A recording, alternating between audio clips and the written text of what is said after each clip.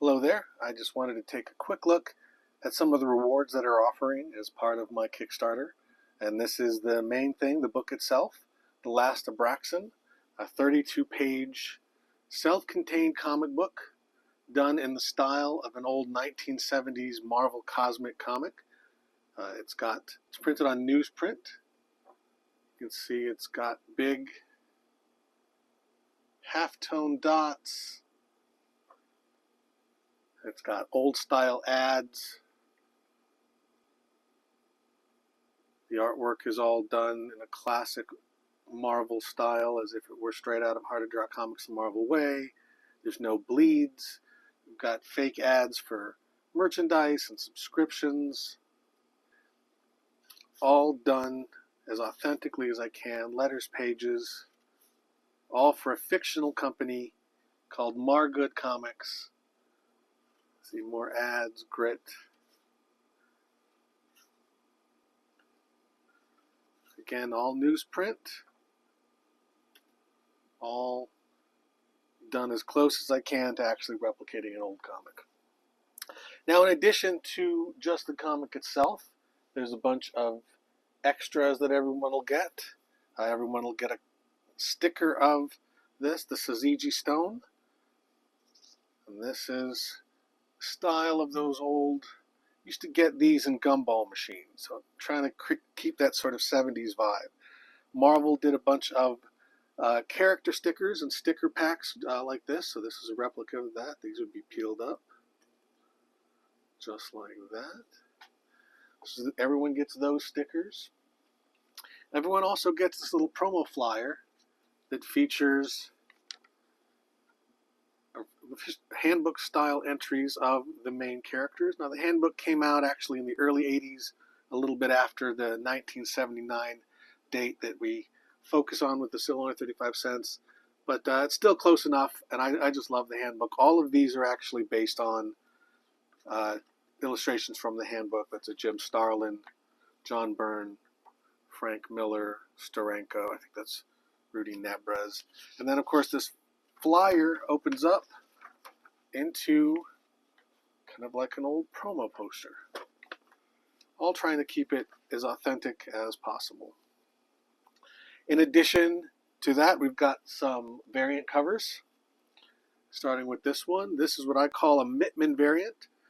Back in the late 70s, they sold comics as Whitman 3-pack variants, and they were basically the same comics on the inside.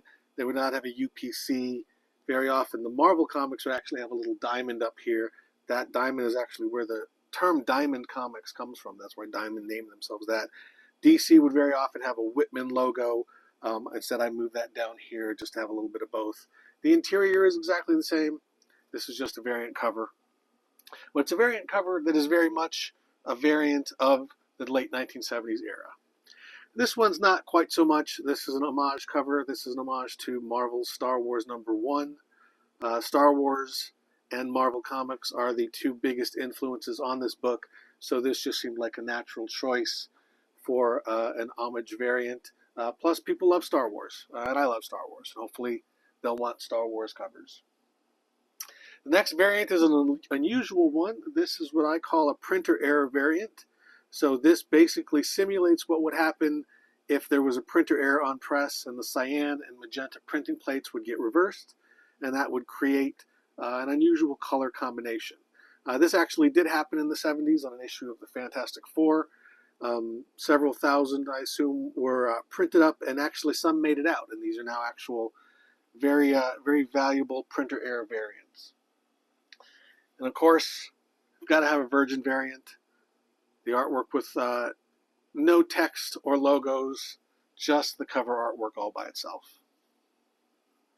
Now, if you're a fan of process and behind the scenes like I am, you'll love Last Abraxan, the pencil edition. This is the entire comic, done entirely just the pencils. Now, Last Abraxan was penciled digitally, so these are actually digital pencils that are printed out. Nothing was drawn on paper, at least in the pencil form for this book. Now, if we've got the pencils, we've also got the inks. the entire book in its inked and lettered form. I actually lettered it before I inked it, similar to comics of the time. And this is actually hybrid inking. So if you look at this page, most of this will be digital, but a couple of the panels were traditional. At the beginning of the book, I sort of did a hybrid. By the end of the book, as I was running out of time, everything switched to completely digital. But this is the entire comic in its inks form. In addition to just the pages, all of the illustrations that are part of the ads are included as well. They're also included with the pencils, as well as like some test pages, other things like that. And lastly, after the inks, we've got the color guides. These are actually the digital color guides done on the iPad. These are just the broad stroke colors. They're not really tightened up. They're not correct CMYK percentages. This would basically be the equivalent of the old Dr. Martens or marker renderings that would be used to then do the finished color separations. And so for the finished book, actually a lot more goes in after that. Now I had a lot of additional stuff beyond just the pencils, inks, and colors. So I did this, the Last Abraxan archive. So in addition to pencils, inks, color guides, and the actual comic printed with sort of the fake texture, there's a lot of other stuff. There's original notes, story pages, early sketches, early costume designs, colors, character sketches, test art, and then including things like these are the original just loose layouts. This is really in many ways how the book was written. Some of the inspirations that were used for some of the ads, loose sketches, layouts, and then even all of the additional material, things like variant covers and whatnot. You can also get a prop replica, the Syzygy stone. This is actually a significant plot point in the comic, and you can actually get your own. You can also get your name printed in one of the letters columns.